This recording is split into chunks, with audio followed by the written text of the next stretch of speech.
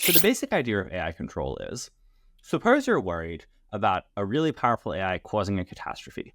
It seems to me like there's basically two ways you could try to prevent this. And in particular, I'm worried about the AI causing a catastrophe on purpose rather than by accident. So the two ways you could try to handle this. Way one, make sure that your AI doesn't want to cause a catastrophe. Way two, try to make it so that even if the AI wants to cause a catastrophe, it's not able to do so. So AI control is the second one of these. We're going to assume conservatively that our AI wants to cause a catastrophe, and then we're going to try to deploy it only in ways where we're pretty sure it's not going to be able to cause a catastrophe even if it wants to. The basic reason to like AI control is that it's much easier to reason about whether you can be confident that your system has been controlled than to be confident about whether your system has been aligned.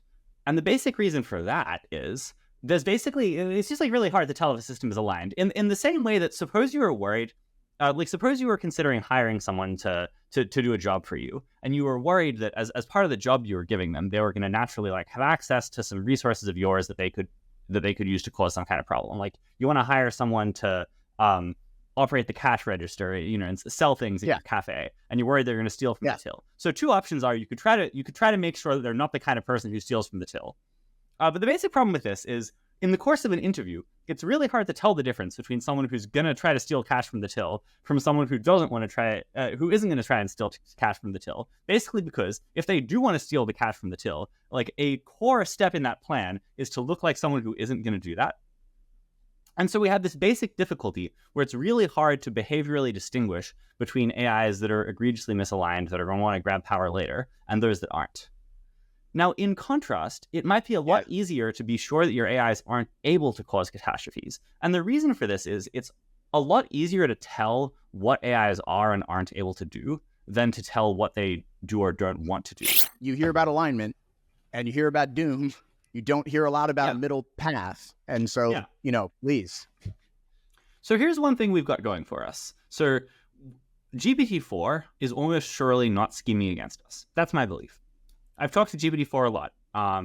I just don't think GPT-4 is playing the long game, acting aligned in the hope of being able to grab power from me later. And the basic reason for this is I'm pretty familiar with GPT-4's capabilities, and there's just no way that GPT-4 is smart enough to pull off that kind of plan, right? If GPT-4 had the idea in its head, I'm just going to wait for a really good opportunity to strike, I think it just would have made a mistake and struck already, probably. And for this reason, I'm pretty willing to go with the Eliezer's 20-year deep sleeper. GPT-4 couldn't be I'm just going to scheme way in the back here.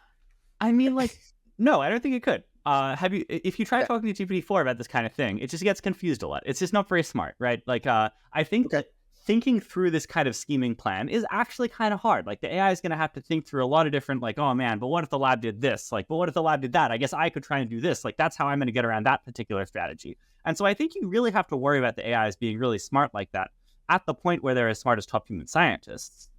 But I really don't think you have to worry about that with AIs that are only as smart as today's models.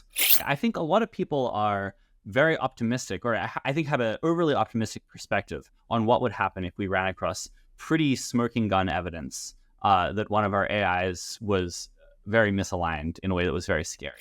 It seems to me like humanity is headed into some unforced errors.